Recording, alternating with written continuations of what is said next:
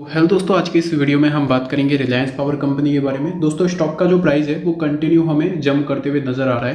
तो अब आगे यहाँ पर क्या टारगेट्स रहेंगे, क्योंकि दोस्तों जिस हिसाब से तेजी आ रही है, वॉल्यूम्स भी बन रहे, प्लस यहाँ पे डिलीवरी भी बेटर है। अपर सर्किट में डिलीवरी बेटर होती है नॉर्मली, बट यहाँ पे अभी के टाइम एमओ ऑर्डर थोड़ा सा नेगेटिव हमें देखने को मिल रहा है। तो क्या यहाँ से एक सेलिंग हमें नज़र आ सकती है, क्योंकि जब इतना बड़ा जंप देखने को मिला है, 28 रुपीज़ के लेवल से स्टॉक भाग रहा है, और ये कोई छोटी कंपनी नहीं है, लार्ज कैप कंपनी हम समझ सकते हैं, बड़ा इसका मार्केट कैप है, मिड कैप में भी है। तो ऐसे में यहाँ पर 28 से 46 के लेवल्स पे पहुँच चुका है। तो क्या यहाँ पे एक प्रॉफिट बुकिंग बनेगी शॉर्ट टर्म पर्पज़ के हिसाब से? Short term and long term क्या क्या व्यू रहेगा वो भी मैं इस वीडियो में शेयर करूंगा। हालांकि जब ये स्टॉक 28 रुपीज़ के लेवल्स पे आया था, वहाँ पे भी मैंने आपको अपडेट दिया था कि रिलायंस पावर में जो अनिल अंबानी को बैन किया है, ये नॉर्मली न्यूज़ जो है ज़्यादा बड़ी नहीं है। हालांकि यहाँ पर रिलायंस पावर के जो मैनेजमेंट्स है वो टोटल यहाँ पे हमें चेंज होते हुए नजर आए हैं। तो अनिल अंबानी का इतना इम्पैक्ट पड़ेगा नहीं, और इन फ्यूचर ये स्टॉक अगेन यहाँ से बाउंस बैक करेगा, जो कि लॉन्ग टर्म पर्पज़ के हिसाब से कहीं ना कहीं बेटर नज़र आ रहा है।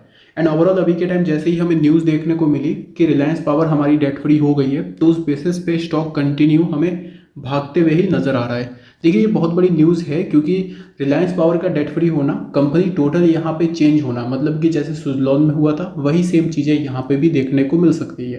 क्योंकि रिलायंस पावर का जो डेट फ्री हुई है, इस बेसिस पे हमें ये देखने को मिलेगा कि कंपनी का जो इंटरेस्ट है, जो ब्याज का पैसा है, वो कंपनी का बचेगा, एंड कंपनी यहाँ पे बेटर प्रॉफिट हमें निकाल के दिखा सकती है। और प्रॉफिट बेटर होगा तो कंपनी का पी रेशियो भी सही लेवल पे आ जाएगा, और बुक वैल्यू तो कंपनी की ऑलरेडी बेटर हमें देखने को मिल ही रही है। और जैसे जैसे कंपनी प्रॉफिटेबल बनेगी, एसेट्स भी बढ़ेंगे, बुक वैल्यू भी हमें इंक्रीज होते हुए नजर आएगी। तो रिलायंस पावर में सबसे पहले अगर मैं नंबर्स की बात करूं, फ्राइडे के दिन स्टॉक आपका ओपन होता है 46.35 लेवल पे। मार्केट पूरे दिन आपको प्रेशर में देखने को मिलता है। मॉर्निंग पे एक जंप मिलता है, बट ओवरऑल जो क्लोजिंग होती है निफ्टी की, बैंक निफ्टी की, एक मतलब गिरावट में देखने को मिल जाती है। अब यहाँ पे अगर देखा जाए तो ओपन, हाई एंड तीनों इक्वल है, मतलब रिलायंस पावर का जो स्ट्रक्चर है वो तो हमें स्ट्रॉन्ग ही देखने को मिला, बट ओवरऑल क्लोजिंग के टाइम एमओ ऑर्डर हमें नेगेटिव में जाते हुए नजर आया है। अगर बात की जाए वॉल्यूम्स की, स्टॉक अभी के टाइम एसीएम लिस्ट 1 में हमें देखने को मिल रहा है। शॉर्ट टर्म कैटेगरी है, लॉन्ग टर्म नहीं है। तो short term category ACM list 1 में हमें नजर आ रहा है। वॉल्यूम्स की बात की जाए, 1,97,00,000 का टोटल हमें वॉल्यूम देखने को मिला, जिसमें 91 करोड़ के वैल्यू के शेयर्स ट्रेड होते हैं। 87.45% क्वांटिटी डिलीवर हो रही है। नॉर्मली अपर सर्किट है तो डिलीवरी नॉर्मली हमें बेटर ही देखने को मिलेगी। तो इसमें आगे मेरा यहाँ पर क्या व्यू रहेगा, देखिए एएसएम लिस्ट में अभी के टाइम स्टॉक देखने को मिल रहा है, तो नॉर्मली शॉर्ट टर्म पर्पस के हिसाब से हो सकता है एक सेलिंग दिखे, क्योंकि एमओ ऑर्डर भी नेगेटिव है, और धीरे धीरे करके इसका जो बाइंग प्रेशर है वो भी हमें कम देखने को मिला। मतलब कि जब फर्स्ट डे अपर सर्किट लगा था, डेट फ्री जो न्यूज़ थी, जब फर्स्ट डे अपर सर्किट लगा, हालांकि बीच बीच में सर्किट खुले भी है, बट जो बाइंग प्रेशर था फर्स्ट डे वो था 6 करोड़ का। सेकेंड डे आपका 5 करोड़ का हुआ, फिर धीरे धीरे करके बाइंग प्रेशर 3 करोड़ पे आया। फिर अभी रिसेंटली 2 अपर सर्किट में जो बाइंग प्रेशर था वो 1-1, 1.5 करोड़, 2 करोड़ के आसपास था। तो मे भी अभी के टाइम मंडे को हो सकता है बाइंग प्रेशर हमें कम देखने को मिले, एंड स्टॉक के ऊपर प्रेशर भी नजर आ सकता है। तो सबसे पहले तो दोस्तों यहाँ पर इस कंपनी से रिलेटेड मैं बात करूंगा लॉन्ग टर्म की, कि लॉन्ग टर्म पर्पस के हिसाब से कंपनी कैसी है। तो देखिए, कंपनी के पास यहाँ पर एक बेटर कैपेसिटी है पावर जनरेशन की। यहाँ पे अगर आप चेक करेंगे तो 5,945 मेगावाट की पावर कैपेसिटी है। 5,760 मेगावाट जो है थर्मल पावर है, और बाकी के जो 185 मेगावाट है वो दोस्तों रिन्यूएबल एनर्जी के देखने को मिलते हैं। इसका मतलब ये है कि ये एक अच्छी चीज़ है, कंपनी थर्मल के साथ साथ रिन्यूएबल में भी है। आने वाले समय में कंपनी जो है रिन्यूएबल में भी अपने प्लांट्स जो है वो इंक्रीज कर सकती है, जो कि हमारे लिए बहुत ही अच्छी बात है।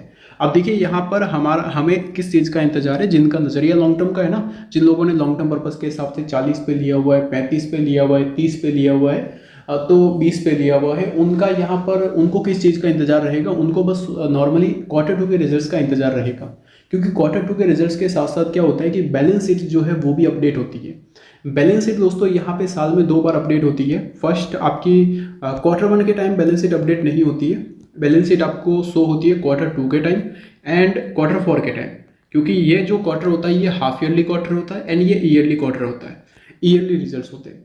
तो यहाँ पर Q2 के रिजल्ट्स के टाइम रिलायंस पावर की हमें बैलेंस शीट अपडेट होते हुए नजर आएगी। तो वहाँ पे डायरेक्टली हमें क्लियर शो होगा कि कंपनी ने कितना डेट कम किया है। हालांकि अभी तो दिखाया जा रहा है कि डेट कम हुआ है, मतलब डेट फ्री हो चुकी है। तो वो डेट कैसे कम किया है, क्या कंपनी ने अपनी संपत्ति बेची है? तो अगर संपत्ति बिकेगी तो कंपनी का रेवेन्यू भी कम हो सकता है। तो ये जानना हमारे लिए बहुत ज़्यादा जरूरी रहेगा, जो कि हमें मिल जाएगा Q2 के रिजल्ट्स में। अभी के टाइम 18,000 करोड़ के मार्केट कैप को ब्रेक कर दिया है। बहुत टाइम हुआ है कंपनी को 15,000 करोड़ के मार्केट कैप को ब्रेक करने में, काफ़ी साल लग गए हैं, क्योंकि ये स्टॉक बहुत बड़े लेवल से गिरा हुआ है। जैसे सुज़लॉन गिरा था वही सेम चीज़ें हुई, एंड इसका IPO भी आया था, फर्स्ट नंबर रिस्पॉन्स मिला था दोस्तों। मतलब जितना बहुत ज़्यादा डिमांड उस टाइम देखने को मिली थी, बट फिर हालात बिगड़े, कंपनी गिरी। बुक वैल्यू है कंपनी की 28 रुपीज़ की, NOC के साथ साथ ROE ROC अभी तो नेगेटिव है, बट आने वाले समय में पॉजिटिव जा सकते हैं, क्योंकि कंपनी अब डेट फ्री हो चुकी है। अब देखिए हमें किस चीज़ का इंतजार रहेगा। जैसे कि अगर मैं बात करूँ तो अब मैं यहाँ पे चलता हूँ बैलेंस शीट पे। बैलेंस शीट पे आपको रिलायंस पावर में क्या देखने को मिलेगा, बेसब्री से इंतजार रहेगा Q2 के रिजल्ट्स का, जिनका नजरिया लॉन्ग टर्म का है। अब इंतजार किस चीज़ का रहेगा? इंतजार दोस्तों रहेगा यहाँ पर कंपनी का जो बोरोविंग्स है, इनका कहना है कि डेट फ्री कर दी गई है, जो कि हुआ भी है, डेट फ्री हुआ है कंपनी। 18,700 करोड़ का डेट था। अब इसमें इंपॉर्टेंट ये है कि कंपनी ने ये जो पे किया है, तो इसमें एसेट्स कितने बेचे हैं। एसेट्स जो है वो हमें शो होने, एसेट्स हमें पता चलेगा Q2 के रिजल्ट्स में कि कंपनी डेट तो जीरो हो चुका है, बट जो एसेट्स है वो अब कितने रह चुके हैं, एसेट्स कितने रह चुके हैं, रिजर्व कितना रह चुका है, ये हमारे लिए जानना बहुत ही ज़्यादा जरूरी रहेगा, जो कि हमें Q2 के रिजल्ट्स में पता चल जाएगा, जो कि अपना ऑलमोस्ट हमें नेक्स्ट मंथ आते हुए देखने को मिलेगा। मेरे हिसाब से एसेट्स कम हुए होंगे, बट अगर कम भी हुए हैं तो कोई दिक्कत नहीं है, क्योंकि डेट फ्री होने की वजह से कंपनी का डायरेक्टली यहाँ पर ये जो 2300 करोड़ रुपए है, ये हमें बचते हुए नजर आएगा, जो कि इंटरेस्ट में कंपनी अपना गंवा रही है। और जैसे ये 2300 करोड़ रुपए बचेंगे, तो कंपनी का यहाँ पर जो 1800 करोड़ का जो लॉस है ना, वो यहाँ पे कंपनी का 400-500 करोड़ तक के प्रॉफिट में हमें कन्वर्ट होते हुए देखने को मिल जाएगा। उसमें से भी मान लो कंपनी की अगर रेवेन्यू कम होता है, हो सकता है 1-2 प्लांट कुछ सेल किए हो, रेवेन्यू अगर कम होता है तो हम 200 करोड़ का प्रॉफिट और घटा लेते हैं। 250-300 करोड़ तक का भी अगर कंपनी प्रॉफिट करके दिखा देती है तो इज बेटर, क्योंकि लॉस से अच्छा तो चाहे 100 करोड़ 200 करोड़ का भी प्रॉफिट हो, इनफ है। तो यहाँ पर कहीं ना कहीं कंपनी हमें अब प्रॉफिट शो करते हुए नजर आ जाएगी। और जैसे जैसे कंपनी का दोस्तों प्रॉफिट होगा ना, तो क्या होगा, कंपनी अपनी कैपेसिटी धीरे धीरे करके अगेन इंक्रीज करने की कोशिश जो है वो कर सकती है। तो लॉन्ग टर्म व्यू के हिसाब से कहीं ना कहीं कंपनी बेटर है, मल्टीबैगर बन सकती है। ये ऑलमोस्ट मैं जब बहुत टाइम पहले 20 रुपीज़ 15 रुपीज़ के लेवल्स पे भी जब सुज़लॉन वगैरह इनकी वीडियो बनाता था, तब भी मैं आपको अपडेट देता रहता था कि लॉन्ग टर्म व्यू के हिसाब से थोड़ा सा लेके छोड़ दीजिए, मतलब 500 स्टॉक 1000 स्टॉक ऐसे लेके छोड़ देना है, और फिर वेट करना है इन फ्यूचर। जैसे जैसे कंपनी अच्छी होगी वैसे वैसे यहाँ पर अपना पैसा बनता जाएगा, क्योंकि कम स्टॉक लिए हुए होंगे तो ज़्यादा रिस्क भी नहीं रहेगा, डर भी नहीं रहेगा, और वो स्टॉक अगर, और उन स्टॉक को क्या हम भूल सकते हैं। तो लॉन्ग टर्म पर्पस के हिसाब से कहीं ना कहीं मुझे बेटर लग रहा है। आपको क्या लग रहा है वो भी मुझे जरूर बताइएगा, क्योंकि ये कोई बाई एंड सेल रिकमेंडेशन नहीं है। आपका क्या व्यू है वो भी मेरे साथ जरूर शेयर कीजिएगा। एंड अब अगर मैं बात करूँ यहाँ पर शॉर्ट टर्म पर्पस के हिसाब से, तो देखिए शॉर्ट टर्म में ऑलरेडी हमें 50% तक के रिटर्न्स हमें देखने को मिल चुके हैं, 50 से भी ज़्यादा 60-65%। ऐसे में हमें ये नज़र आ रहा है कि 28 लाख क्वांटिटी का नेगेटिव एमओ ऑर्डर देखने को मिल रहा है, सेलिंग में एमओ ऑर्डर नज़र आ रहा है। तो कहीं ना कहीं मेरे हिसाब से मंडे को एक प्रेशर दिख सकता है, क्योंकि देखिए मार्केट में भी प्रेशर नज़र आ सकता है, क्योंकि कंटिन्यू जिस हिसाब से मार्केट भागा है, तो एक प्रॉफिट बुकिंग हमें नज़र आ सकती है निफ्टी में, मिड कैप में। तो यहाँ पे भी हमें वो चीज़ें नज़र आ सकती है। रिलायंस पावर के अंदर भी हो सकता है मंडे को एक सेलिंग देखने को मिले। पर जिनका व्यू लॉन्ग टर्म है उनको कोई यहाँ पे दिक्कत नहीं है, बट जिनका व्यू शॉर्ट टर्म है उनको यहाँ पे दिक्कत हो सकती है।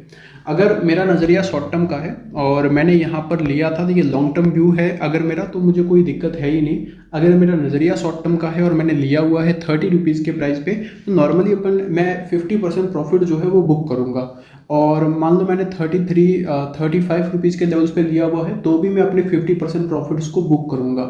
और अगर मैंने यहाँ पर वेट करना है 55-60 रुपीज़ के लेवल्स का, कि नहीं मैं अभी प्रॉफिट बुक नहीं करना चाहता, मैं 55-60 रुपीज़ के लेवल्स का वेट करना चाहता हूँ, तो ऐसे में मैं यहाँ पर क्या करूँगा, एक स्टॉप लॉस रखूँगा, एसएल को ट्रेल करूँगा। अब एसएल को ट्रेल कहाँ पे करूँगा, 38 रुपीज़ के लेवल्स पे मैं एसएल को ट्रेल करूँगा, क्योंकि स्टॉक क्या कर सकता है, 40 रुपीज़ का एक इंपॉर्टेंट जोन है, यहाँ पे ऐसे रिटेस्ट करके रिवर्स कर सकता है। तो 40 का हम एसएल नहीं रखेंगे, 38 का एक मेजर एसएल रखेंगे, 38 का अपना इंपॉर्टेंट सपोर्ट जोन रहेगा। अब मेरे हिसाब से कहीं ना कहीं सेलिंग हमें नॉर्मली पहले तो गैप अप ही होगा, उसके बाद क्या होगा, एक सेलिंग जो कि 42 के लेवल्स तक, उसके बाद हमें अगेन एक रिवर्सल जो कि आपका 60 की तरफ जाते हुए नजर आ सकता है। शॉर्ट टर्म में ये स्ट्रक्चर बन सकता है, ट्रेंड बुली से 60 के लेवल्स दिख सकते हैं मीडियम टर्म में, बट हो सकता है कल एक सेलिंग देखने को मिले। बाकी लॉन्ग टर्म व्यू के हिसाब से कहीं ना कहीं मुझे थोड़ा बेटर लग रहा है ये स्टॉक, तो मेरा व्यू यहाँ पे लॉन्ग टर्म ही रहने वाला है। Thank you.